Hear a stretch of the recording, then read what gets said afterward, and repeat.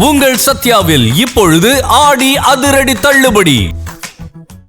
Chennai metro rail திட்டத்துக்கு மக்கள் மத்தியில் அமோக வரவேற்பு கிடைத்த நிலையில் இத்திட்டத்தை முந்தைய திமுக அரசு விரிவாக்கம் செய்வதாக அறிவித்து பணிகளை மேற்கொண்டது. இத்திட்டத்துக்கு ஒப்புதல் அளித்த ஒன்றிய அரசு 50% நிதியும் அளிக்கப்படும் என அறிவித்தது.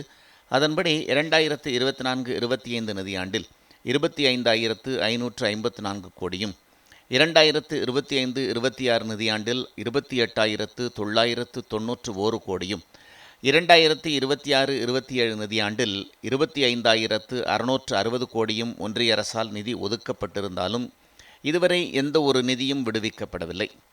முந்தைய திமுக ஆட்சியை பழிவாங்க வேண்டும் என்ற ஒரே நோக்கத்தில் ஒன்றிய அரசு நிதியை விடுவிக்காமல் அலட்சியம் காட்டியது.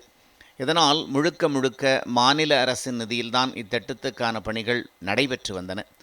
இந்நிலையில் ஒன்றிய பாஜக அரசுடன் இணக்கத்துடன் உள்ள முதலமைச்சர் விஜய் தலைமையிலான தாவேக அரசு மெட்ரோ ரயில் திட்டத்துக்கான நிதியை கேட்டு பெறாமல் அலட்சியத்துடன் செயல்பட்டு வருகிறது.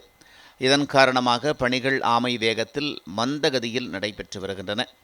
இந்த சூழலில் சென்னை மெட்ரோ ரயில் 2ஆம் கட்ட திட்டத்தில் ஜூன் மாதம் வரை 54.62% கட்டுமான பணிகள் மட்டுமே நிறைவடைந்துள்ளதாக ஒன்றிய இணையமைச்சர் டோக்கன் சாஹூ தெரிவித்துள்ளார்.